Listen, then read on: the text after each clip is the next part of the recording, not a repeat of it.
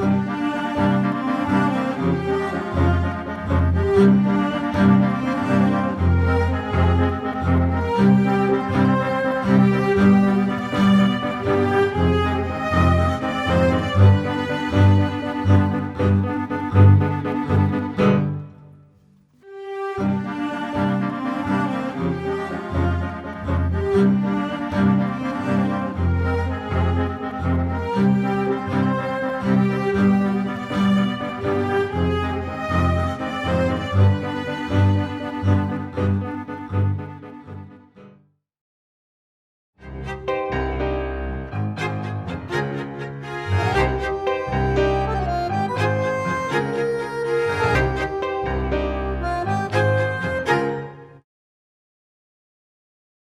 sou Arilson Favaretto, sou sociólogo, trabalho na Universidade Federal do ABC, né, onde sou vinculado principalmente ao programa de pós-graduação em Planejamento e Gestão do Território e na graduação ao bacharelado em Planejamento Territorial. Minha formação principal é em Ciências Sociais, né, eu fiz a graduação na PUC de Campinas, na virada ali dos anos 80 para os anos 90. E depois fiz um mestrado em Sociologia na Unicamp e um doutorado em Ciência Ambiental na USP. Nessa trajetória, inclusive a escolha pelos cursos de pós-graduação, essa escolha teve muito ligada já à área na qual eu acabei me especializando um pouco, que é essa grande área dos estudos rurais, né? Quando eu estava fazendo a graduação, o curso de graduação que eu fazia era muito voltado para questões urbanas, né? Não tinha absolutamente nada, nenhuma disciplina de rural, né? Então eu tinha absoluta certeza de que... Eu não tinha nenhuma certeza sobre o que eu ia trabalhar, mas uma das coisas que eu tinha certeza que não ia ser parte da minha especialização era justamente os estudos rurais. Isso é interessante, porque às vezes a gente acha que, né, você vai organizar a carreira desde o primeiro dia, tudo certinho, tudo planejado e etc. E o acaso acaba tendo uma participação importante. No meu caso, o que aconteceu foi o seguinte: logo depois de formado, o primeiro emprego depois de formado que eu tive foi justamente na PUC de Campinas, onde eu tinha feito a minha graduação, né? Me convidaram para fazer um concurso de substituição de um professor e eu acabei passando no concurso, mas eram poucas aulas, eram umas 6 ou 8 aulas, então eu tinha um pouco de tempo de sobra, né? E um dia, numa festa, encontrei um amigo, esse amigo me perguntou: o que você está fazendo? Eu falei: olha, eu estou me especializando em fazer projetos. Como assim fazer projetos? Eu falei: não, porque eu só dou 6 horas aula, então tudo que chega de demanda de projeto para a universidade eu acabo fazendo. Então, meio na brincadeira. E aí ele me disse: bom, sabe que eu estou precisando de alguém lá para ajudar a gente. Ele estava trabalhando naquela época num departamento na assessoria de um departamento da Direção Nacional da CUT, da Central Sindical, ligado à área rural. Ele falou: a gente está lá com vários projetos de cooperação internacional, com problema, relatório atrasado, etc, etc. Você não quer ajudar a gente nisso e tal? Coisa de uns 3 meses e tudo mais. E eu comecei a fazer isso. E quando eu cheguei lá, aí você vê o contraste do senso comum com as coisas como elas de fato são, né? Então eu, no meu senso comum, eu pensava: bom, rural no Brasil é boia fria e sem terra. Hoje em dia não se usa mais o termo boia fria, mas naquela época era uma identidade importante nos estudos rurais, né? Os trabalhadores na cana-de-açúcar aqui em São Paulo e tudo mais. E quando eu chego para essa primeira reunião lá nesse departamento rural da CUT, a minha conversa foi com Avelino Ganser, que é uma liderança histórica na região da Transamazônica, um gaúcho, pequeno agricultor, e outra pessoa que me entrevista também, um pequeno agricultor do sul do Brasil, e portanto nada de boia fria, nem de sem terra e etc. Eu comecei a perceber o seguinte: bom, esse negócio do rural então não é o que eu imaginava que era, né? E eu comecei então a fazer esse trabalho com eles, e quanto mais eu ia lidando com esse tema, eu via que eu não sabia de absolutamente nada, né? E aí vem a necessidade de estudar. Então, aí acontecem 2 coisas. Primeiro, termina o meu contrato, que era um contrato de substituição temporário lá na PUC. E eu comecei a procurar coisas para entender melhor aquele meio em que eu estava começando a trabalhar. E é muito curioso, porque uma das coisas que eu... Teve duas coisas que me ajudaram muito. De novo, o acaso, né? Um belo dia eu vou numa feira de livros e eu olho lá, tinham dois livros cujo título me pareceu interessante. Dois autores que eu nunca tinha ouvido falar. Um deles o Ricardo Abramovay e o outro o Zé Eli da Veiga. Então estavam lá os livros recém-lançados do Ricardo Abramovay, o Paradigmas do Capitalismo Agrário, que é um dos livros mais importantes dos estudos rurais, né, desde então, e o Desenvolvimento Agrícola, uma visão histórica do Zé Eli. Né. Eu peguei os dois livros e os dois livros apresentavam a realidade dos países europeus e dos Estados Unidos.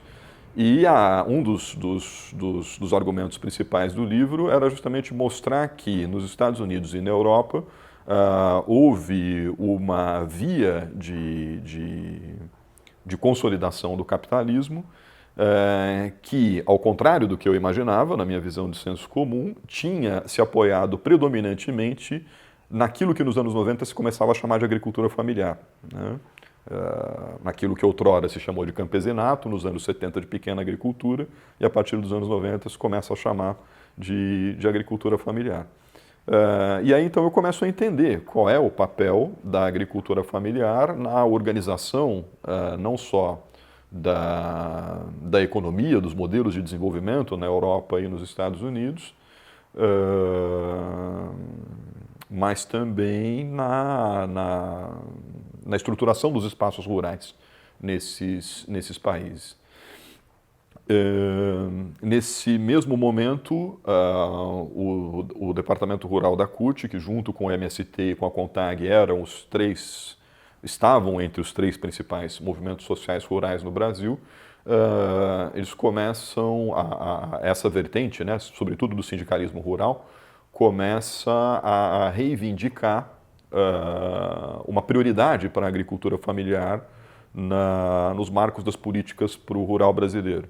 Então, nós estamos falando do começo dos anos 90, então, como a gente sabe, né, a história recente, vamos dizer assim, né, das políticas para o rural brasileiro tem um corte muito claro, né, com o golpe militar e o início da chamada modernização conservadora. Né, a transformação do velho latifúndio, das grandes propriedades fundiárias, etc., no que hoje se chama os modernos, entre aspas, produtores rurais, etc., etc. Isso teve um custo muito grande para o Estado brasileiro, né, e nos anos 80, quando o Brasil passa por uma crise muito, muito grande, esse modelo de financiamento e de modernização da agricultura brasileira passa a enfrentar uma certa crise. Então isso cria espaço para que nos anos 90 esse setor de pequenos produtores ou da agricultura familiar passe a reivindicar políticas específicas para esse outro setor. Então, pessoas como o Zé Eli, né, e outros autores estavam nesse momento realizando estudos cuja principal mensagem era dizer o seguinte: olha, apesar de toda a modernização que houve, de todo o privilégio que foi dado à grande propriedade fundiária no Brasil, existe nos anos 90 um setor importante de pequenos agricultores que, com pouco ou nenhum auxílio, produzem em condições de igualdade com essa agricultura patronal que custa muito caro para o Estado, né?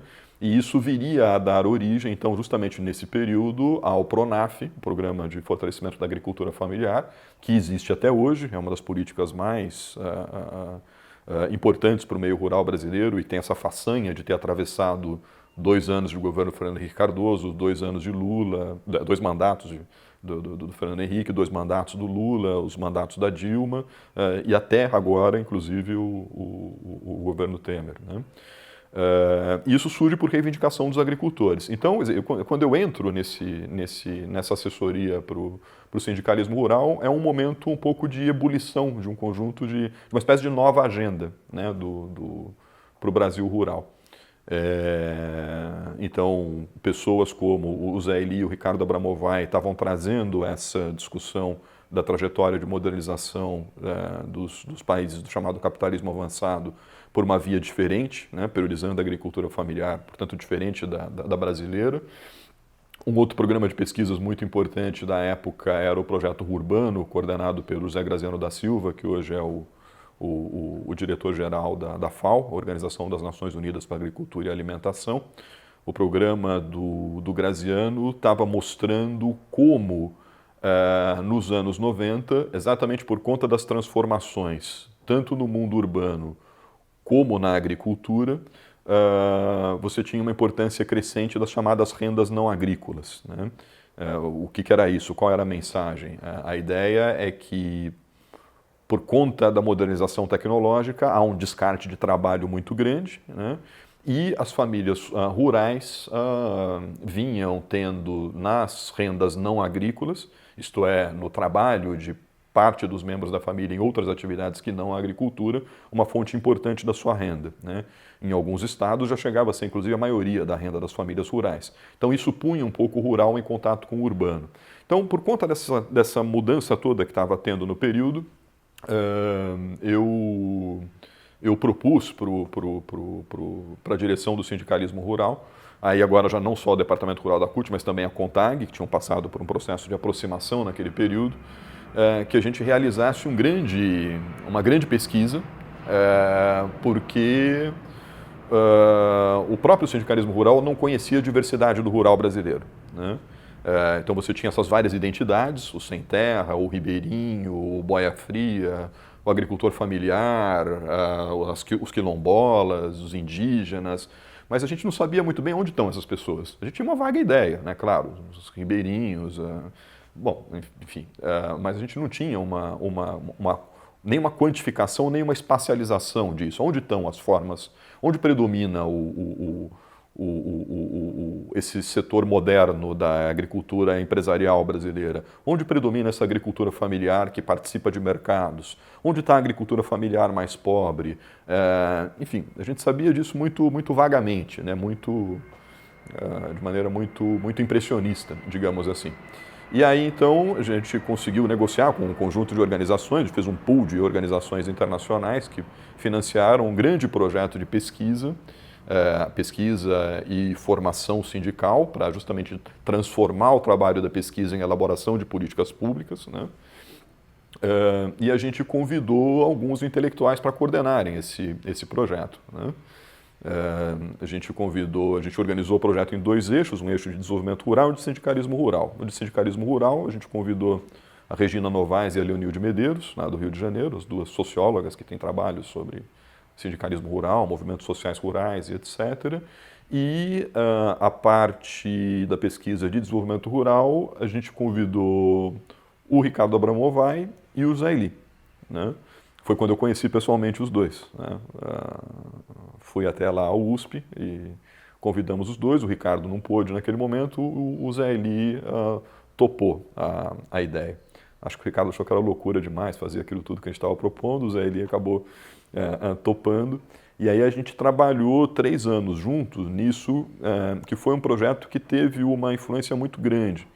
E teve uma influência muito grande porque ele permitiu uma organização da pauta do sindicalismo rural, reivindicando um conjunto de políticas públicas, permitiu, eu acho que pela primeira vez, uma visualização da diversidade do que a gente chamou de dinâmicas de desenvolvimento rural no Brasil. Naquele momento a gente ainda não usava o termo territorial, ninguém usava quase o termo territorial nos anos 90, né?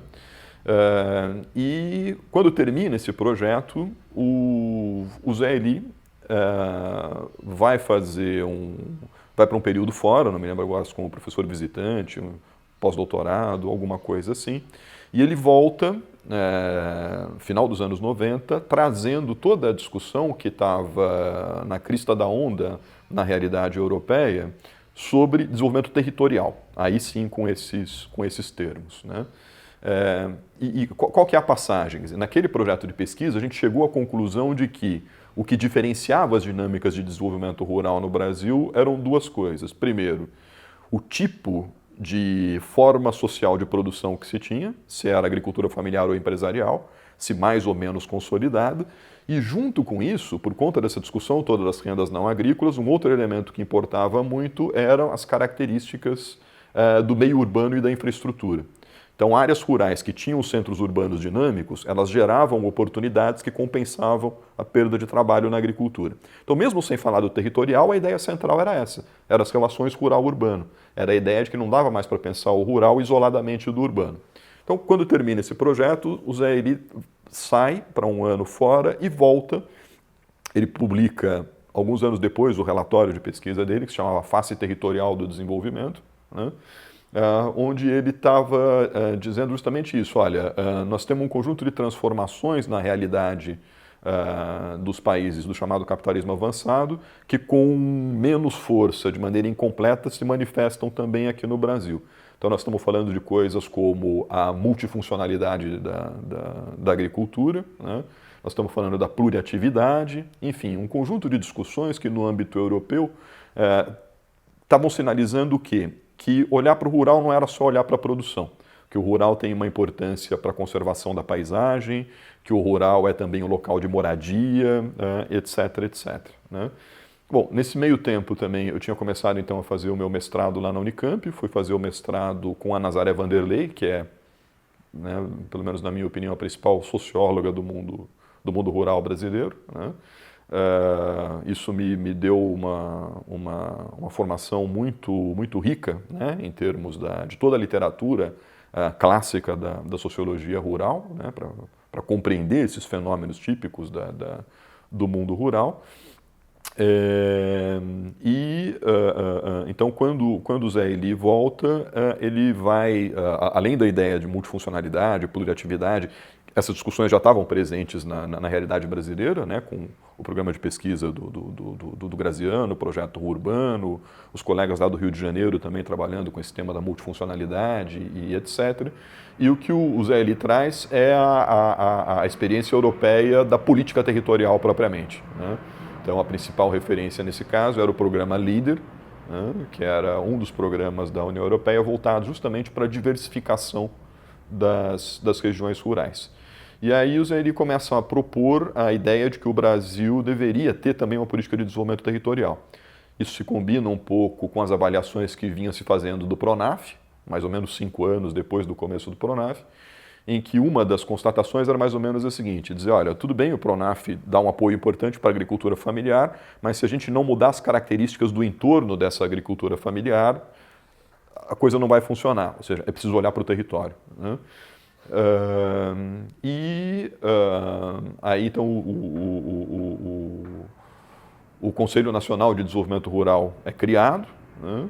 E a gente começa a ter um embrião de política de desenvolvimento territorial no último ano do governo Fernando Henrique Cardoso e, portanto, em 2002, né, um programa experimental foi criado no âmbito da Secretaria da Agricultura Familiar e, a partir de 2003, aí, portanto, já no primeiro ano do governo Lula, aí se cria, então, uma política de desenvolvimento territorial para as áreas rurais.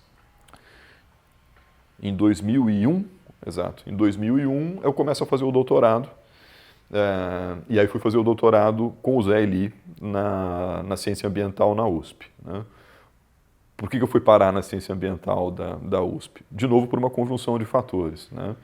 Então, uma primeira questão que importou era a seguinte, nessa nova etapa da ruralidade, a nova ruralidade, como parte da literatura chamava na época, a presença dos temas ambientais era cada vez mais forte, né? Então, a discussão da multifuncionalidade trazia isso, essa diversificação das rendas no meio rural tinha a ver com outras formas de uso dos recursos naturais. Nos anos 90 já era muito forte a crítica ambiental ao modelo agrícola. Então, por uma série de aspectos, o tema ambiental estava muito presente de maneira crescente na agenda dos estudos e das políticas rurais. Então, o programa de ciência ambiental da USP, o PROCAM, era um espaço privilegiado para isso, né? Junta a isso uma segunda questão. O Ricardo e o Zé Eli estavam lá e a gente vinha fazendo algumas coisas juntas nesses anos que antecedem a minha ida para o doutorado. E especificamente com o Zé Eli tinha uma coisa que para mim era uma vantagem adicional, que é o Zé Eli é economista, né? Eu sou sociólogo mas eu sentia que para poder entender melhor os temas rurais eu precisaria melhorar um pouco a minha formação em economia. Então eu via na interlocução com ele uma possibilidade de complementar e melhorar algo que eu julgava que era também falho na minha formação. Então, juntando essas três coisas, né, foi uma coisa difícil, porque eu me lembro a primeira vez que eu fui conversar com o Zé Eli, eu inclusive falei para ele, falei, olha, agora você é economista, eu sou sociólogo e tal, né, não sei se você acha que dá jogo e tal. Ele, não, dá sim. Aí ele abriu um arquivão de aço que ele tinha na sala dele, tirou um catatal de textos desse tamanho e tal, todos em inglês, do Douglas North, etc. E me deu, eu falei, lê isso aqui e volta semana que vem para a gente conversar. Eu lembro que eu voltei de carro para casa, eu falei, mas como você é burro, olha onde você foi se meter, você não entende nada disso e tal, como é que... Mas enfim, aí fui estudando e etc. E foi uma outra experiência muito marcante, né? Então eu não entendia nada de temas ambientais, eu não entendia nada de economia. O Zé não é um economista clássico, né? Dialoga muito com as ciências sociais, mas enfim, eu tive que tomar contato com uma literatura que eu absolutamente não conhecia, né? Nesse meio tempo eu fiz um doutorado sanduíche na Escola de Altos Estudos de Ciências Sociais, né? na França, sob a supervisão do Inácio Sachs e do Afrânio Garcia, o que também foi uma outra frente de interlocuções, né? O Afrânio Garcia, um bourdieusiano, né? Um autor que depois ao qual eu iria me dedicar bastante. Eu cheguei no ano que o Bourdieu morreu, né? Então eu peguei toda a efervescência ali dos seminários, dos eventos em homenagem ao Bourdieu e tudo mais.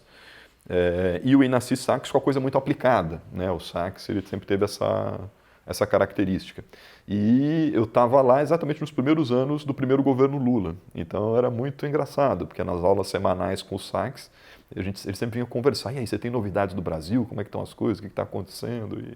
E etc. Então foi um período para a minha formação muito bacana, muito marcante e tal, porque era isso, né? Quer dizer, era tomar contato com uma série de coisas que eu não conhecia, que não fazia parte da minha formação, uma coisa que não foi planejada, mas cujo sentido foi sendo construído a partir dessas interlocuções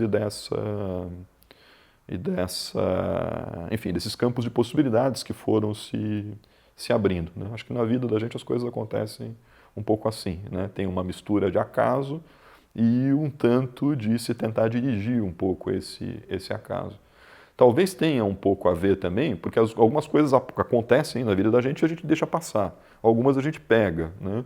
E eu não sei, pensando retrospectivamente, essa coisa da relação com o rural talvez tenha um pouco a ver também com coisas de origem, né? Eu nasci numa cidade pequena do interior, sempre tive uma relação muito ambígua com essa realidade, né? Então, boas memórias, boas experiências, etc. Mas, por outro lado, também uma sensação muito opressora, né? Dessa coisa das cidades interioranas, das áreas rurais, das limitações e etc. Então, num certo sentido, é como se essa minha agenda de estudos tivesse um pouco a ver também com um certo diálogo com essas restrições do passado que eu via na realidade de tantas pessoas, e isso me instigava, me fez ver no campo de estudos rurais algo que fazia sentido, né, para processos de transformação amplos, porque embora as pessoas digam, rural no Brasil é residual e etc, etc. Residual coisa nenhuma, né?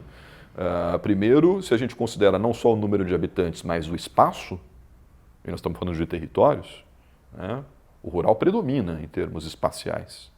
Segundo lugar, não existe vida urbana sem o rural, né? As metrópoles, não existe metrópole sem matéria e sem energia, né, que vem do mundo rural. Não existe vida urbana sem os serviços ambientais que são prestados predominantemente pelas áreas rurais. O fechamento do ciclo de determinados elementos químicos, o ciclo das chuvas, enfim, para todo lado que você olha, o rural está presente. E se a gente quiser pegar a dimensão especificamente populacional, a não ser que a gente caia na limitação das estatísticas oficiais do IBGE, e o Brasil é um dos poucos países no mundo que conta a sua população rural dessa maneira, aí ok, nós vamos ter em torno de 15% da população brasileira como rural. Agora, se a gente contar como rural aquela população que vive em áreas predominantemente rurais, portanto também aquela população de municípios que às vezes tem 2, 3 ruas e que o IBGE vai considerar urbano. Porque, como a gente sabe, a legislação brasileira para definir o que é rural e o que é urbano é dos anos 30 do século passado. Exatamente quando o Brasil estava querendo se livrar do seu passado rural. Então, se a gente aplica critérios internacionalmente aceitos ao Brasil, nós vamos ter em torno de 30% da população brasileira vivendo em áreas de características predominantemente rurais. Então, sob qualquer aspecto, sob o aspecto econômico, sob o aspecto ambiental, sob o aspecto populacional, o rural é tremendamente importante. Então, a partir do doutorado, eu acabo me dedicando a isso, né? A minha tese de doutorado, que era para ser um estudo aplicado, acabou sendo uma tese de caráter mais teórico, né? Numa analogia com o livro do Ricardo dos anos 90, né, eu acabei chamando a minha tese de doutorado, que depois foi publicado como livro, como Paradigmas do Desenvolvimento Rural em Questão. Então, assim como o Ricardo tinha mostrado como a realidade do capitalismo contemporâneo tinha colocado em xeque as explicações sobre a dimensão agrária do capitalismo, né? Porque os autores clássicos não viveram essa realidade dos Estados Unidos e da Europa do século XX. Portanto, eles pensaram as transformações rurais a partir do que acontecia no mundo rural do século XIX e começo do século XX. Então, obviamente que seria uma injustiça cobrar dos clássicos, do Marx, Lenin, Kautsky, etc., uma explicação coerente com a realidade contemporânea. Os processos foram completamente distintos. E na explicação das dinâmicas rurais se passou o mesmo, né? Então, a gente não tinha, nem na sociologia rural, nem na economia rural, uma explicação consistente para as características das dinâmicas rurais do mundo contemporâneo. Essa aproximação entre o rural e o urbano, esse peso crescente dos temas ambientais, esse predomínio numérico, inclusive, da agricultura familiar, e por aí vai. Então, a minha tese acabou sendo uma espécie de volta aos clássicos, né, para tentar mostrar os seus limites e para tentar evidenciar como no mundo contemporâneo havia um conjunto de dinâmicas que exigiam uma transição de paradigmas na explicação do desenvolvimento rural, né? Esse foi o trabalho, aí eu termino a tese em 2006 e logo em seguida, naquele momento diferente de hoje, né, a gente estava vivendo um período de expansão das universidades públicas, né, das universidades federais. E aí eu fiz, no mês mesmo, se eu não me engano, no mês seguinte, mais ou menos, em que eu terminei a tese de doutorado, 2 concursos, um na Unifesp, né, para ser professor de Sociologia, e fiz um concurso na área de Economia na Federal do ABC. Né. Foi na mesma semana os 2 concursos, dei sorte de passar nos 2 e acabei fazendo a opção por ir para a UFABC. Fiquei muito na dúvida na época, né, porque a Unifesp já era uma universidade reconhecida, né, ficaria mais na minha zona de conforto, porque era para ser professor de Sociologia, sou sociólogo, né, mas resolvi ir para a UFABC, porque era uma universidade que estava sendo criada do zero, com um projeto que se propunha muito inovador, interdisciplinar, e eu pensei, falei, bom, vou arriscar, né? Pode ser um ambiente interessante. Era muito mais coerente com tudo aquilo que eu estava vivendo. Então, essa minha própria trajetória de dialogar com diferentes especialidades, né? Da sociologia para a ciência ambiental, um pouquinho de diálogo com a economia e daí por diante. Em 2006, aí eu sou aprovado, então, nesse concurso lá na Federal do ABC e começo a trabalhar na Federal do ABC, né? Que em princípio era para ser uma universidade de tecnologia, né? Mas em todo lugar que põe o pessoal de humanas tem essa mania de perverter um pouco os ambientes, né? Então eu me lembro, nos primeiros 100 professores contratados, nós éramos 10 da área de humanidades. E aí a gente começa a discutir, então, bom, qual vai ser o lugar das humanidades nesse projeto pedagógico da UFABC. E depois de alguns anos, então, creio eu, uns 3 anos de existência da Universidade Federal do ABC, a gente começa a discutir. Primeiro, a ideia era criar cursos de humanidades vinculados ao BCT, Economia e Filosofia, porque são os dois cursos de humanidades em que, enfim, era possível encaixar na matriz do bacharelado interdisciplinar em Ciência e Tecnologia. A gente, aproveitando a janela de oportunidade, disse, não, por que não criar um segundo bacharelado interdisciplinar, agora com mais ênfase na área de humanidades, né? E essa ideia toma corpo, né? O reitor, na época, o professor Fázio, sinaliza positivamente, dá o sinal verde, né? E alguns colegas começam a puxar, então, essa discussão. E para criar um bacharelado interdisciplinar, a gente precisava propor alguns cursos vinculados, né, de formação específica, como a gente chama. Então, foi aí que a gente propôs, então, ter a filosofia, bacharelado e licenciatura, que já estava em discussão, economia, e nós propusemos também 2 cursos novos, né? Um deles, um curso que a princípio se chamava Gestão em Políticas Públicas, depois passou a se chamar somente Políticas Públicas, e um curso de Planejamento Territorial, né? E aí a discussão do planejamento territorial era, mas por que planejamento territorial? Bom,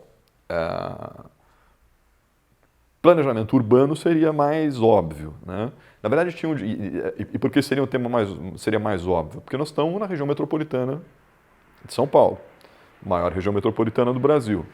Não só é uma região importante, mas que tem uma tradição de organização e de pensar os temas metropolitanos, né? A Federal do ABC, naquele momento, estava em Santo André. Santo André tinha uma experiência de liderar, né, o consórcio intermunicipal do ABC, a Câmara do ABC, enfim, algumas iniciativas inovadoras, muito por influência do legado do Celso Daniel, né? E daí por diante. Só que a gente começa a discutir, né, os colegas que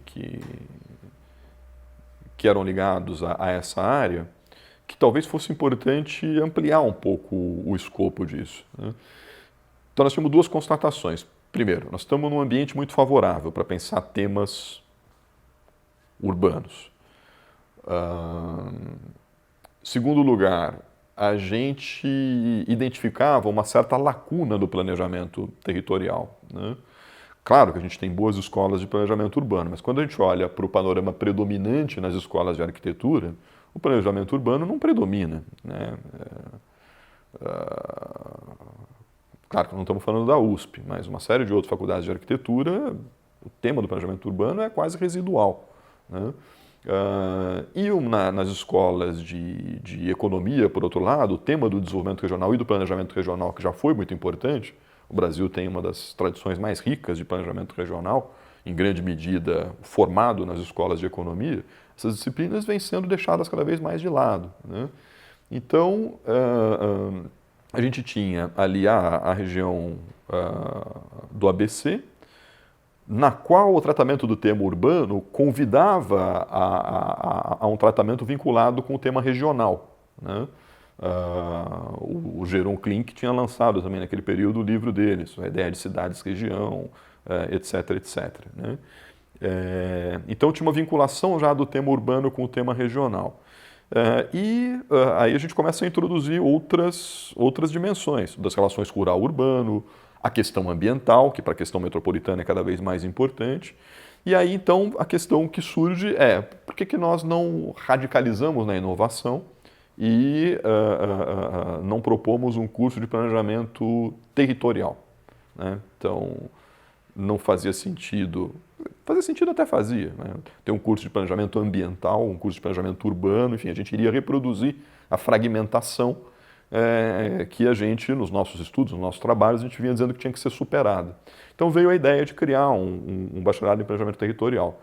A ideia foi um pouco controversa, porque não existia outro, né? Bom, mas esse pessoal vai trabalhar no quê? Qual que é a especialidade? E o CREA, ou não sei o quê, etc, etc. E a gente disse, olha, a opção é ou a gente reproduz o status quo, digamos assim, dos cursos de formação nessa área, ou a gente monta um curso de acordo com o que nós estamos vendo que no panorama internacional, porque havia experiências nesse sentido, e mesmo na identificação dos fenômenos concretos, o que precisa ser feito. E o que precisa é esse tratamento integrado, né?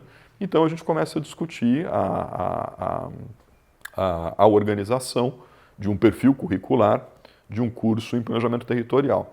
A gente também, desde o primeiro momento, já cria o curso de planejamento territorial muito vinculado à criação da pós-graduação em planejamento territorial, né?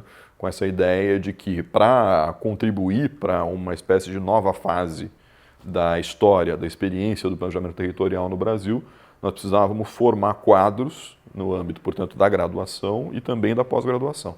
Então, a criação do programa de pós-graduação em planejamento e gestão do território está muito vinculado a esse movimento todo e a esse desejo de ter um espaço onde a gente pudesse, então, pensar o território nas suas várias dimensões, nas suas várias interdependências, onde a gente pudesse combinar uma sólida formação teórica com uma perspectiva aplicada, porque nós temos escolas que priorizam mais a dimensão teórica, nós temos escolas que priorizam mais a dimensão aplicada, então a nossa pretensão era tentar equilibrar um pouco essas duas dimensões e, portanto,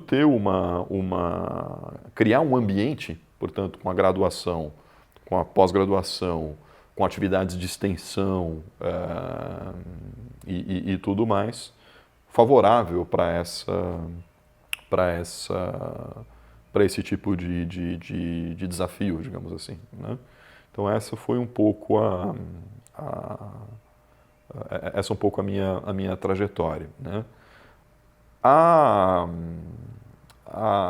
Nesse meio tempo, né, e também um pouco no trabalho aí feito na Universidade Federal do ABC, os meus temas de pesquisa eles se compõem mais ou menos assim. Como eu disse, né, eu chego nos temas rurais por uma necessidade muito aplicada do ambiente no qual eu estava trabalhando, né, de assessorar os movimentos sociais rurais. Então, a ideia era mais ou menos a seguinte: bom, o que fazem os movimentos sociais rurais? Eles, além, obviamente, da organização, eles reivindicam e reivindicam do Estado. Então, o meu contato com os temas rurais vem da necessidade de assessorar movimentos sociais que estavam reivindicando políticas públicas, né? Então, em primeiro lugar, o movimento foi esse. Eu fui fazer pesquisas para conhecer melhor a realidade rural. Então, as minhas primeiras pesquisas foram justamente de diagnóstico das dinâmicas de desenvolvimento rural no Brasil, né, para poder qualificar a interlocução com as políticas públicas, né. Depois essas coisas se misturam um pouco mais. Pelo conhecimento das dinâmicas rurais, aí eu começo em alguns casos, a assessorar, em alguns casos a pesquisar, em alguns casos a avaliar políticas públicas. Então, sempre teve um pouco um pé aqui, um pé ali, né?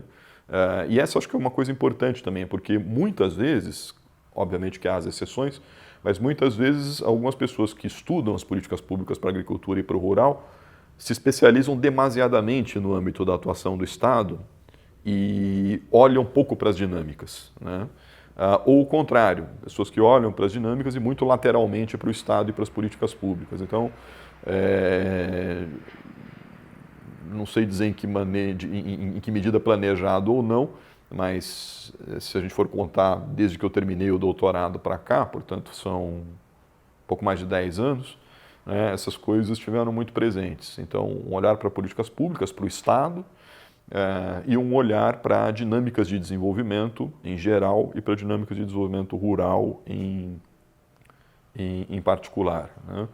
Um programa de pesquisas, tem algumas pesquisas que eu fiz das quais eu gosto bastante, né? Então, uma primeira ainda antes ainda de entrar no doutorado foi essa, né? de mapeamento das dinâmicas de desenvolvimento rural no Brasil, porque foi uma espécie de primeiro mapa da diversidade do Brasil rural que a gente fez. Depois, nos anos 2000, eu tive a oportunidade de participar de um grande programa de pesquisa, na minha opinião, o programa de pesquisa mais relevante que a gente teve sobre desenvolvimento rural nos anos recentes, que é o programa Dinâmicas Territoriais Rurais, coordenado por uma organização chilena, o RIMISP, e por uma figura tremendamente importante, que é o Júlio Berdeguer, que hoje, há alguns meses, é o diretor regional da FAO para a América Latina, né? O Júlio Berdeguer, ele teve a sensibilidade, digamos assim, né, de dizer, olha, nós estamos num momento novo na América Latina e nós precisamos conhecer melhor essa diversidade territorial da América Latina e, em especial, nós precisamos compreender melhor quais são os processos que podem favorecer que nós tenhamos dinâmicas territoriais onde se consiga simultaneamente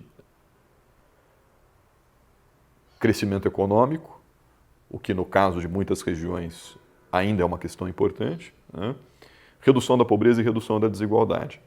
Então, essa pesquisa que o Júlio Berdeguer coordenou, na segunda metade da primeira década dos anos 2000, lá por volta de 2007, 2008, até por volta de 2011, 2012, envolveu 11 países da América Latina, e foi um estudo comparado, realizado em 19 territórios, alguns deles aqui no Brasil, né? Então, isso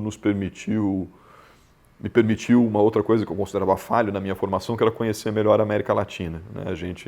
Na nossa formação, a gente é totalmente voltado para a Europa, Estados Unidos, e eu tinha muita vontade, muita necessidade de conhecer melhor a realidade latino-americana. Então, esse projeto de pesquisa permitiu isso, né? Deu uma visibilidade para essa diversidade do rural latino-americano, mas mais do que reconhecer a diversidade, permitiu compreender processos que estão acontecendo e que podem favorecer essas dinâmicas mais virtuosas, né? Nessa pesquisa, a gente olhou para 5 dimensões que são muito importantes para pensar as dinâmicas de desenvolvimento rural. A primeira delas, a primeira coisa que a gente observou é que as regiões rurais elas começam a se diferenciar a partir da maneira como se organizam nesses territórios as formas de acesso e uso dos recursos naturais. Isso cria uma espécie de condição inicial, onde você tem uma trajetória que começa com o acesso à terra, à água, às florestas muito concentrado, é muito difícil que você tenha depois uma reversão da desigualdade, porque isso molda, como diz o pessoal da economia institucional, a dependência do caminho, né? Então você vai ter uma distribuição muito desigual dos capitais fundamentais num primeiro momento, e isso influencia toda a trajetória de criação do ambiente de negócios, do acesso a mercados, do acesso a políticas públicas e etc, etc. Então, essa é uma primeira dimensão tremendamente importante. Segunda coisa que a gente via, as formas de acesso a mercados, né? Os mercados não são o demônio, né? Os mercados têm que ser compreendidos dessa maneira, no plural, né? Há mercados que são libertadores para essas populações rurais, porque justamente a falta de mercados é o que faz com que elas fiquem dependentes, muitas vezes, de relações clientelistas, de dominação tradicional e daí por diante. Então, em alguns lugares em que os mercados são mais dinâmicos, oferecem oportunidades estáveis, em condições de troca relativamente não tanto assimétricas, digamos assim, isso acaba sendo um trunfo para as populações rurais mais pobres. Então, uma segunda dimensão importante, os mercados. Terceira dimensão importante, relação com as cidades. Não existe regiões rurais que tenham um desenvolvimento rural promissor sem a existência de pelo menos um centro urbano dinâmico próximo. O centro urbano é importante porque esse centro urbano funciona como um local capaz de prover equipamentos sociais dos quais essas populações dependem. Esses centros urbanos são oportunidades de mercado. Na ausência desses centros urbanos, essas coisas não existem. Disponibilidade de equipamentos públicos, mercados, etc, etc. Então não existe desenvolvimento rural sem relações dinâmicas com o centro urbano próximo. Um quarto aspecto, as características da estrutura produtiva. É preciso que a estrutura produtiva das regiões rurais ela seja diversificada, porque se ela é altamente especializada na agricultura, ela vai ser uma região de êxodo, porque o desenvolvimento agrícola, num certo sentido, ele é quase o contrário do desenvolvimento rural, porque o desenvolvimento agrícola ele gera descarte de trabalho, então ele pode gerar exclusão. Se você não tiver uma estrutura produtiva diversificada, com outros setores que possam absorver esse trabalho que sobra da agricultura, essas regiões vão se esvaziar. Aí você vai ter, aí sim, os campos esvaziados. Mas quando você tem uma estrutura econômica diversificada, e para isso é importante ter um centro urbano próximo, aí não, aí você tem um maior equilíbrio entre esses setores, você gera uma dinâmica de desenvolvimento rural, territorial, mais profícua, né? E a última dimensão são as políticas públicas, porque as políticas públicas podem criar as 4 condições anteriores. Elas podem distribuir os ativos, elas podem favorecer os vínculos com a conectividade física e virtual com os centros urbanos, as políticas públicas podem criar oportunidades positivas de mercado, né? E as políticas públicas podem favorecer a diversificação das regiões rurais ou interioranas. Onde essas condições se constituem de maneira combinada, você tem a maior possibilidade de que surjam coalizões de forças sociais. Essa é uma segunda ideia importante daquele projeto de pesquisa, né? É a ideia de que um grupo sozinho, você pode ter um movimento social mais forte, que seja de camponeses, da agricultura familiar e etc. Dificilmente esse grupo sozinho ele consegue sustentar esse conjunto de processos sociais a que eu fazia referência antes e que são importantes para você ter desenvolvimento rural. Então, se a diversidade é uma característica importante das dinâmicas de desenvolvimento territorial, onde você tem um desenvolvimento includente, então essa diversidade produtiva ela tem que se espelhar também numa diversidade de forças sociais.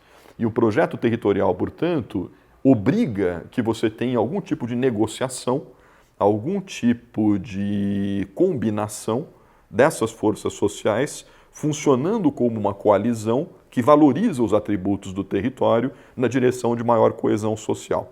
Então, além daquelas 4 ou 5 dimensões importantes, que são estruturais, elas são estruturais, mas elas se combinam com uma outra dimensão, que é uma dimensão da agência, né? Ou seja, de como então as forças sociais, cuja existência é mais provável nos territórios em que essas características estão dadas, como essas forças sociais dirigem o território, né? Então, essas coalizões vão criar regras, as instituições, e, portanto, você tem aí uma tríade: ativos, né? Capitais, se você preferir, a maneira burguesiana, né? Trunfos, né? Que são dados pela história do território, moldando um campo de possibilidades no qual forças sociais vão atuar sobre essa realidade, né? Essa combinação de estrutura e agência, de olhar para fatores duros e para fatores soft, digamos assim, das dinâmicas territoriais, é algo tremendamente importante, porque é assim que a gente consegue olhar para os territórios como algo vivo, né? Por que eu estou mencionando isso? Porque, embora o adjetivo territorial tenha se disseminado nos últimos 15 anos, digamos assim, né? A maior parte dos estudos não toma o território como um elemento ativo. Tomam o território como algo passivo, né?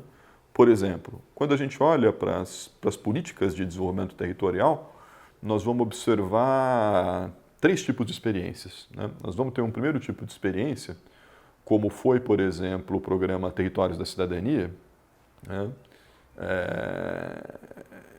O que era o Territórios da Cidadania? O governo federal diz, olha, nós temos que olhar para os territórios de baixo IDH e nós temos que priorizar o desenvolvimento desses territórios.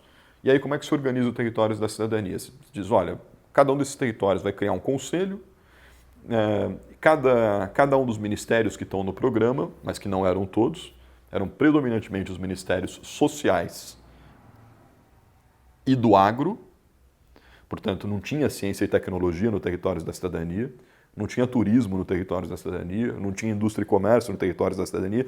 Então, uma própria ideia fundamental de território, que é a intersetorialidade, que é a diversidade, era capenga, né? Mas aí o que diz o governo federal? Os ministérios, que fazem parte do programa, vão ofertar para os territórios um cardápio de políticas e os territórios vão indicar quais são as prioridades.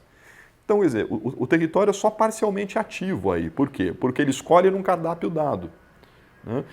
O que é a essência da ideia de território, né? O território implica uma determinada unidade espacial e a maneira como se organiza o acesso e uso dos recursos desse território. Quando nós estamos falando de desenvolvimento territorial como objeto de políticas públicas, nós estamos pensando o seguinte, em como atuar sobre esse conflito fundamental que está na base do território, as formas de distribuição, uso desses recursos, né, na direção de fazer disso um processo mais includente e sustentável, vamos dizer assim, certo? Então, isso tem que ser um projeto do território, né? Isso tem que ser um projeto conduzido pelas forças sociais do território. Não é uma questão de você apontar num cardápio de políticas, aqui isso aqui faz mais sentido para mim, isso e isso. Né? O projeto territorial é muito mais do que isso. Né? Quando você organiza um programa como o Territórios da Cidadania, no qual o Ministério ele não muda o que ele estava fazendo, ele simplesmente chega no território e diz, olha, nós estamos fazendo A, B, C, D, E, F, G. Dessas aqui, indica 3 prioridades. Na mesma reunião do Fórum Territorial, vem o Ministério Y e diz, nós estamos fazendo A, B, C, D, F, G, H. Indica aqui o que é essa prioridade de vocês. Então, dessa junção de coisas que já estavam desenhadas, não surge um projeto territorial. Né? Então, não é essa a ideia. Um segundo tipo de políticas de desenvolvimento territorial que a gente tem é aquelas que vão espacializar políticas públicas. Muitos governos estaduais estão fazendo isso. Então eu tenho a minha política de saúde, e aí eu tenho a política de saúde em que no território A ela vai ter certas prioridades, no B certas prioridades, no C outras prioridades. Também não é isso, né? Porque você está simplesmente adaptando territorialmente, espacialmente, prioridades que já estavam dadas. A ideia de desenvolvimento territorial é isso, é como você reorganiza o território. E, portanto, esse é um processo que precisa, é claro, do Estado, mas precisa também dessa organização de projetos de transformação territorial local. Então, esses programas de pesquisa que a gente vinha trabalhando, então o Dinâmicas Territoriais Rurais foi um deles, né? Depois a gente priorizou um pouco, esse é o projeto no qual eu estou envolvido agora, que nós estamos chamando de mudanças das regiões, metamorfoses da dominação nas regiões rurais ou interioranas do Brasil, em que fundamentalmente o que nós estamos olhando é, na década passada, quase todos os indicadores melhoraram no Brasil interiorano. Pobreza reduziu, educação melhorou, saúde melhorou e tal. 2000 a 2010. Essa década atual já é outra história. Né? Mas o que a gente queria entender é o quanto essas mudanças foram efêmeras, ou o quanto elas alteraram verdadeiramente essas bases da dominação, né? Que são bases muitas vezes seculares nessas regiões interioranas do Brasil. Então, aí a gente, de novo, mais uma vez, né, mescla as duas coisas. Quer dizer, qual é o peso dessas estruturas de longa duração e qual é o peso relativo das políticas públicas, dos investimentos públicos e também dos investimentos privados na transformação dessas regiões interioranas. Então, esse é um pouco o programa de pesquisas que eu venho conduzindo aí nos últimos anos. E para os próximos anos, a ideia é continuar um pouco nessa direção. Né? Quer dizer, a ideia, fundamentalmente, é que nós estamos passando por uma transformação estrutural no capitalismo em geral e do capitalismo brasileiro em particular. Né? Do capitalismo em geral, eu estou mencionando isso por quê? Porque isso coloca aquilo que eu chamaria da questão territorial no centro da agenda. Quer dizer, não vai ter um novo ciclo duradouro de desenvolvimento no Brasil, não vai haver uma superação desses grandes desafios do capitalismo mundial sem um tratamento substantivo da questão territorial. Do ponto de vista das transformações do capitalismo contemporâneo, tem três temas sensíveis, né, digamos assim, cujo tratamento, né, em escala global, vai dar a face do capitalismo no decorrer desse século XXI. Né? O primeiro tema é o tema das mudanças demográficas. Né? Então, nós temos hoje 7 bilhões de pessoas no planeta, vamos chegar em 2030 com 8 bilhões e meio, né? E tudo indica que nós vamos chegar em 2050 com aproximadamente 10,5 bilhões de habitantes no planeta. Os estudos, as projeções do Serviço Demográfico da ONU apontam como cenário mais provável que a partir daí nós vamos ter uma estabilização. Então aí tem várias coisas importantes, né, para a gente pensar a questão territorial. A primeira delas é a seguinte: se a gente chegar numa condição de estabilidade, isso significa dizer que pela primeira vez em muito tempo nós vamos ter uma condição relativamente favorável para pensar a expansão do bem-estar. Por quê? Vamos usar de novo aqui a velha e, em certa medida, infeliz metáfora do bolo, né? Um dos argumentos que a gente tinha era sempre de que, bom, a economia precisa crescer, crescer, crescer, precisa fazer o bolo crescer, porque a quantidade de pessoas para comer o bolo cresce. Então nós vamos chegar numa condição que a gente é quase inédita, digamos assim, no qual a quantidade de pessoas para comer o bolo vai ficar estabilizada. Mas a tendência é que a produtividade da economia continue. Portanto, você tem uma situação aí inédita que é um bolo que continuará crescendo com a mesma quantidade de pessoas para comer o bolo, digamos assim. Isso do ponto de vista do planejamento, não do planejamento governamental, mas digamos assim, do planejamento desconcentrado do uso de recursos naturais, isso é uma condição importante de ser pensado. Eu já comento algo mais sobre isso. Agora, tem um outro lado da história, e o outro lado é o seguinte: não é que vai parar de crescer a população no planeta inteiro. Na Ásia e, sobretudo, na África, vai continuar crescendo. E é justamente nas porções da Ásia e da África onde se concentra a pobreza que a população vai continuar crescendo. Portanto, isso coloca uma situação de potencial pressão sobre recursos. Porque essa população, diferente da população europeia, que não vai comer mais ao longo dos próximos 50 anos, essa população nova, 3 bilhões de pessoas que vão se acrescer ao planeta, vai ser uma população carente. E a satisfação das necessidades dessa população vai demandar alimentos, matéria e energia. Portanto, mais pressão sobre o meio ambiente. Portanto, do ponto de vista demográfico, nós temos uma situação ambígua. Estabilização populacional em termos globais e crescimento da população justamente nas zonas mais pobres. As duas coisas trazem implicações para o uso dos recursos naturais, né? Segundo tema, muito relacionado com esse, o tema das mudanças climáticas, né? Então, todas as projeções, mesmo as projeções, mesmo se a gente fosse extremamente bem exitoso nos compromissos internacionais, nós vamos ter um recrudescimento das condições climáticas no próximo período, né? Nós vamos ter que continuar tendo alteração no regime de chuva, nós ainda vamos ter elevação da temperatura, enfim. Aquele conjunto de indicadores apontados no último relatório, por exemplo, do IPCC, que, do ponto de vista da população mais pobre, é um cenário terrível. Por quê? Porque essas mudanças climáticas afetam, primeiramente, a população mais pobre. Afetam diretamente, porque essa população é a que está mais vulnerável aos eventos extremos. Olha a seca que está acontecendo no Nordeste hoje, a mais severa nos últimos 100 anos. O semiárido do Nordeste é onde se concentra a população rural pobre no Brasil. A elevação dos níveis dos oceanos provavelmente vai causar uma mudança climática muito grande na foz do Amazonas, né? Com repercussões para todo o equilíbrio ecossistêmico da Amazônia, onde está uma outra parte importante da população mais pobre do Brasil. Se a gente olhar para as cidades, a mesma coisa, né? O aumento de eventos extremos, né? As grandes chuvas, etc., afetam justamente a população que está também nas áreas mais vulneráveis do ponto de vista de moradia e etc., etc. Então, do ponto de vista da questão climática, não só do ponto de vista dos efeitos, mas também dos causadores das mudanças climáticas, a questão territorial vai ser fundamental. Por quê? Porque, por exemplo, a forma de uso dos recursos naturais, vamos de novo pegar o caso da Amazônia, né? Para atender às demandas de um mundo em crescimento, o Brasil vem sendo incentivado a expandir a sua produção de commodities. Aonde está a fronteira agrícola do Brasil? No que resta dos cerrados, na chamada região do Mato Piba, né? Os cerrados do Nordeste, e na Amazônia, né? Nós já, os relatórios mostram que nós já temos 20% de eliminação da floresta em corte raso e mais outros 20 e tantos por cento, mais até se eu não me engano, de degradação florestal.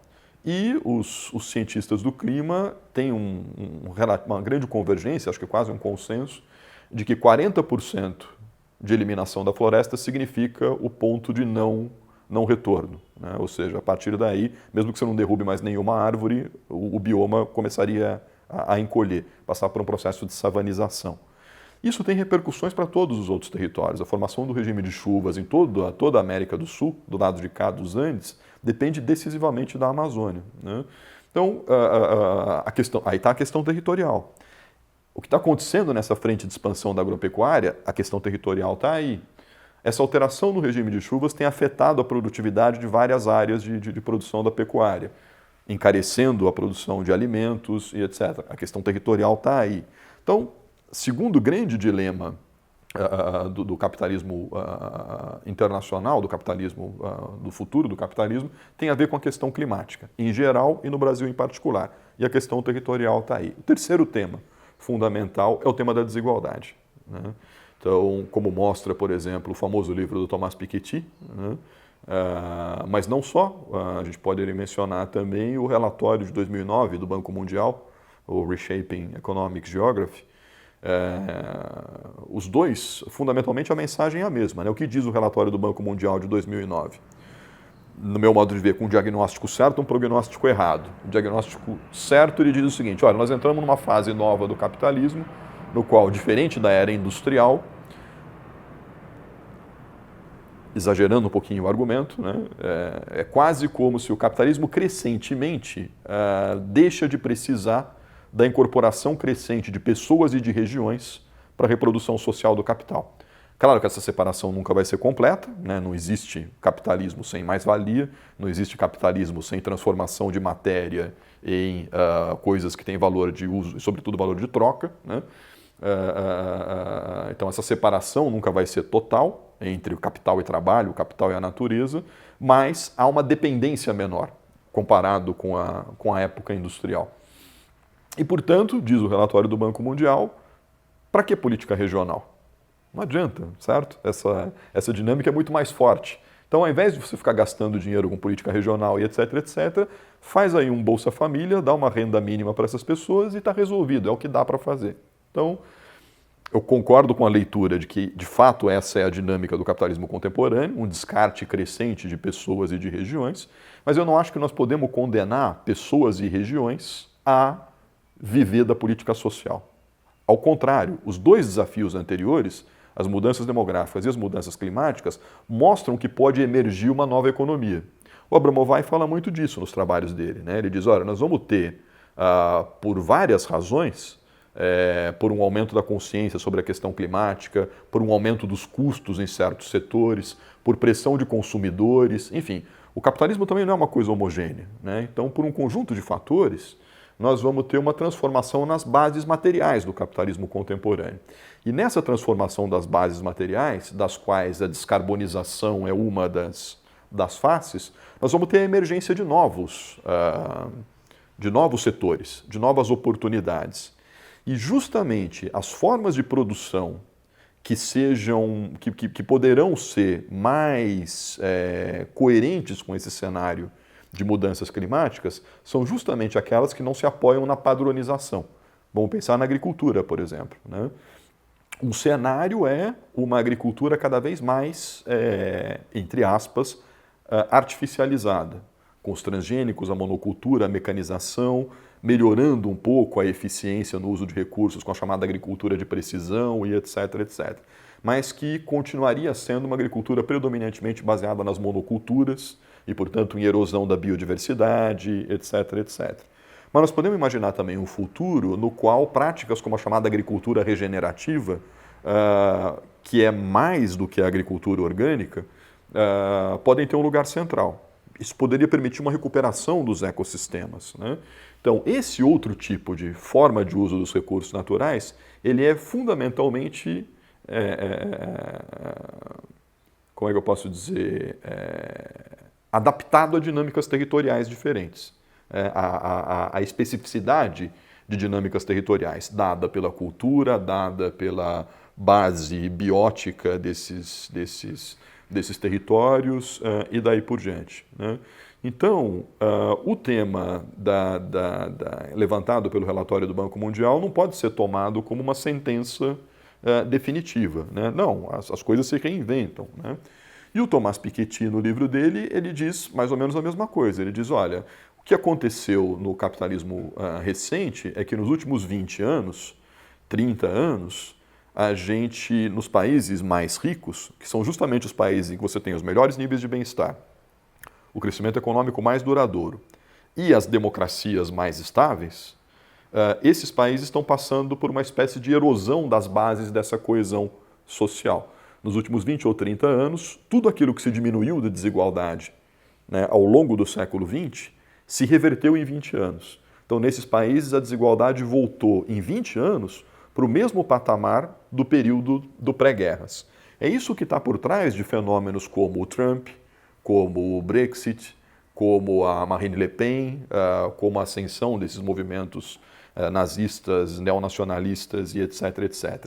É que pela primeira vez, depois de quase um século, se desmanchou a sensação que todo francês, inglês, americano tinha de que a minha geração e a próxima estão e estará numa condição melhor do que a geração dos meus pais e dos meus avós.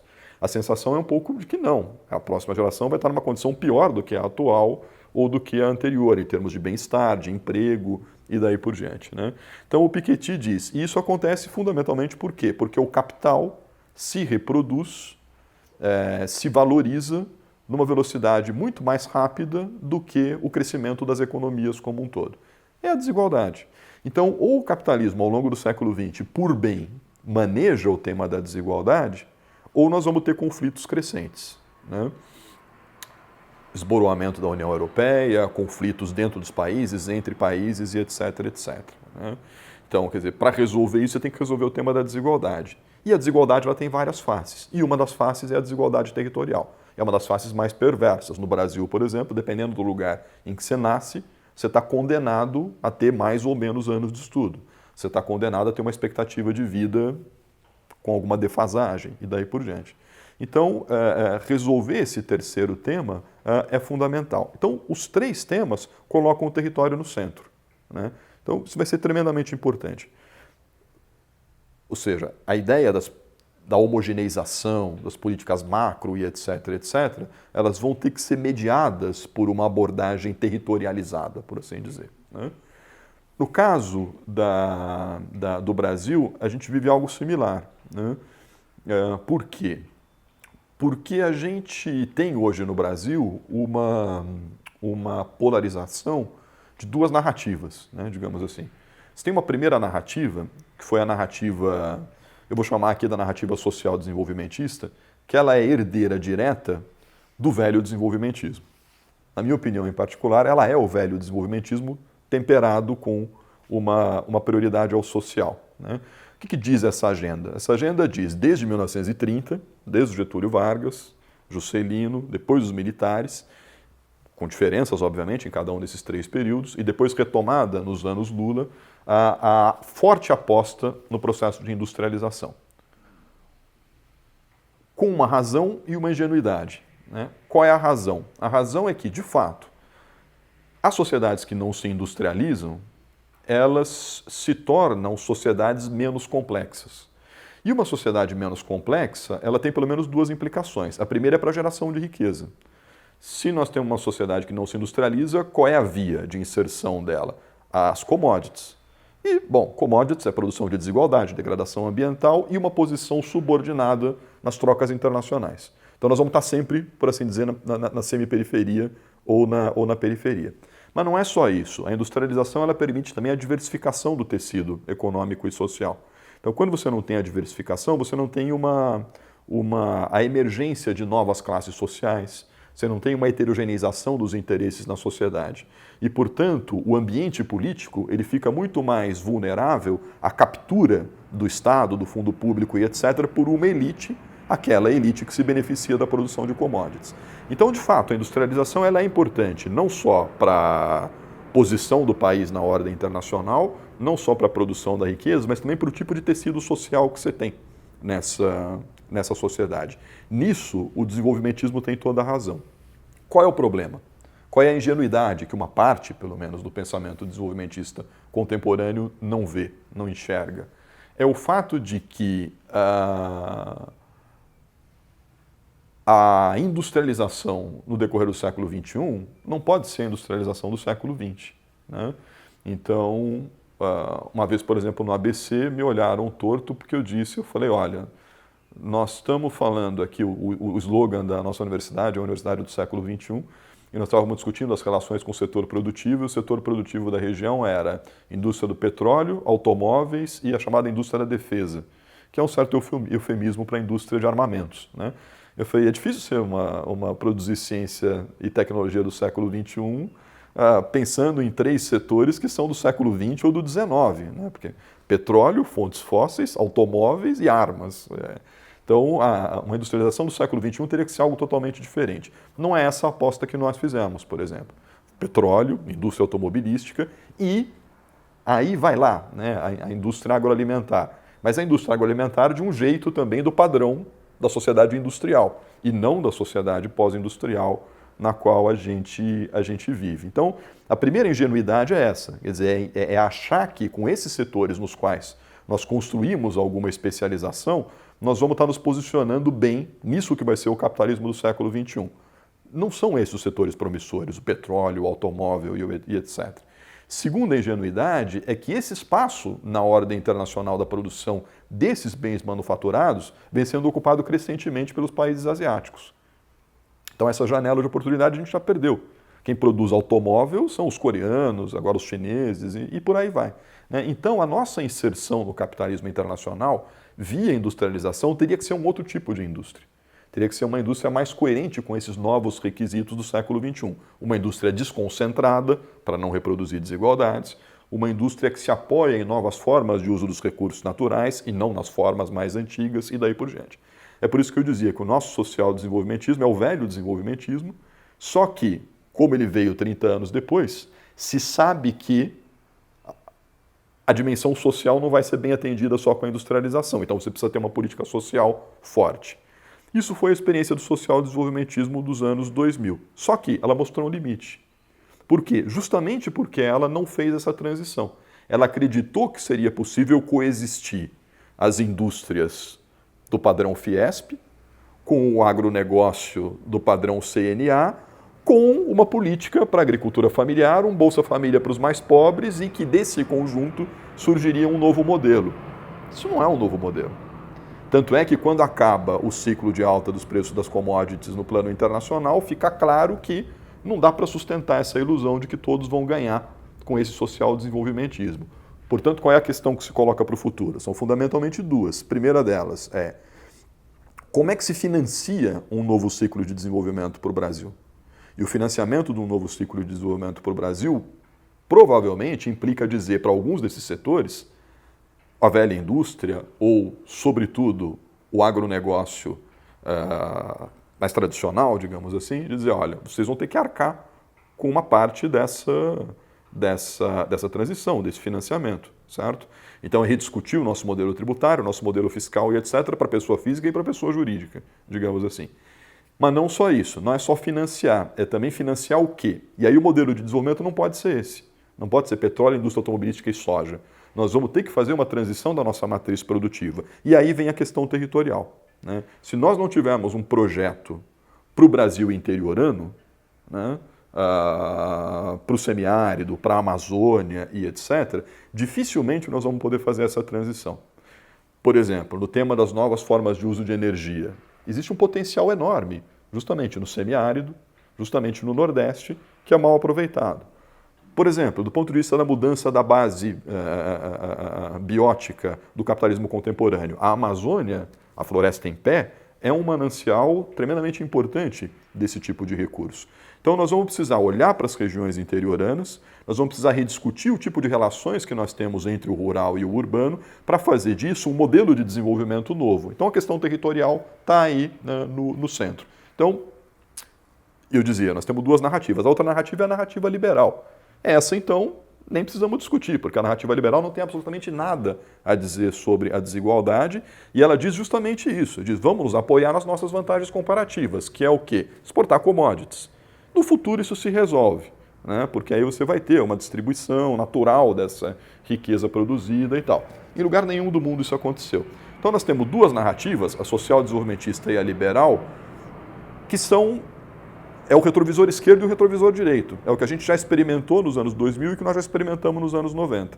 E elas mostraram o que elas permitem e o que elas não permitem. Nós precisamos de uma nova narrativa, no plano local, no plano internacional, e nos dois, repensar os territórios vai ser um elemento fundamental. Aí a gente chega num último elemento, que é o tema do planejamento, né? Que tipo de planejamento para fazer esse tipo de transformações, né? E aí eu acho, o meu viés é muito, eu posso estar errado nisso que eu estou dizendo, porque eu olho muito desde as relações do Brasil interiorano, não metropolitano, com isso tudo, né? Então eu posso estar sendo um pouco injusto, mas as coisas que eu vejo me mostram, me sinalizam, me levam a acreditar que nós estamos só no começo de uma transição de paradigmas de planejamento territorial, né, por assim dizer. Por quê? Porque eu acho que nós tivemos, de maneira mais ou menos coerente com os ciclos de desenvolvimento no Brasil, grandes ciclos do planejamento, né?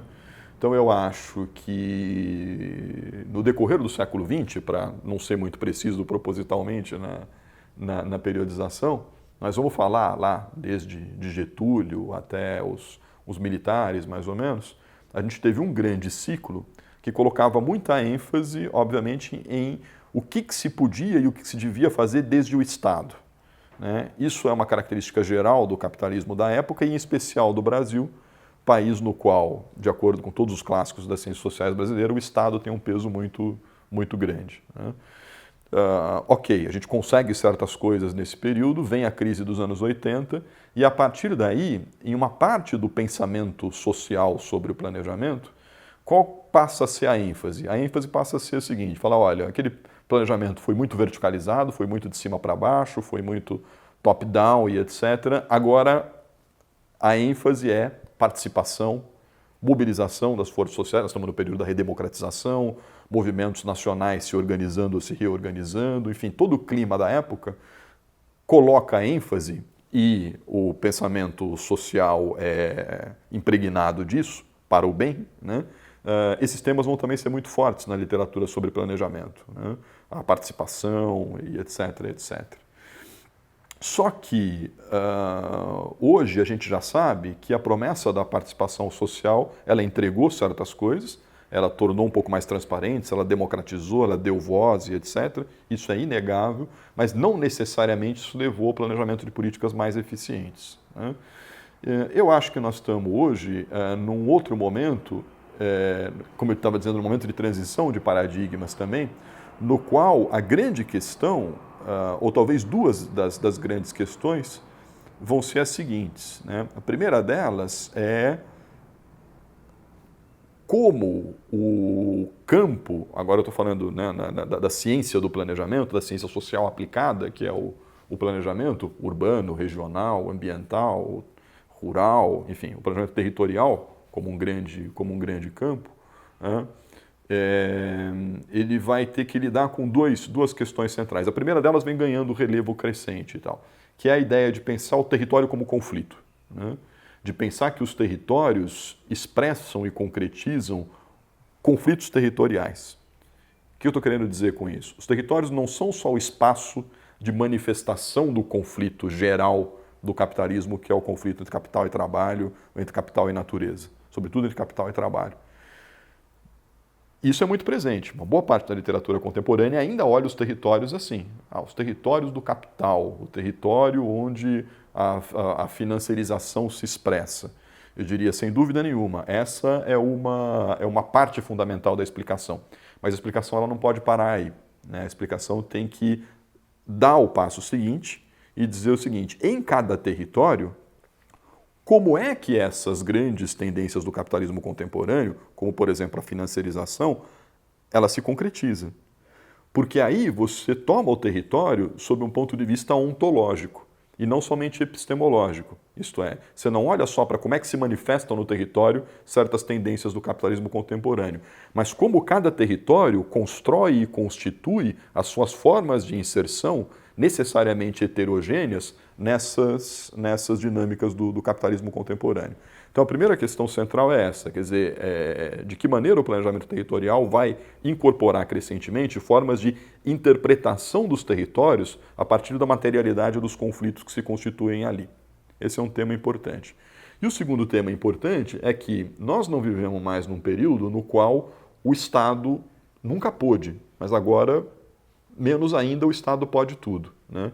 Então, pensar o planejamento vai ser crescentemente sinônimo de pensar formas de coordenação entre Estado, sociedade e mercado. E uma parte ainda do pensamento social no campo do planejamento pensa o Estado contra o mercado. Pensa o Estado isolando-se, protegendo do mercado.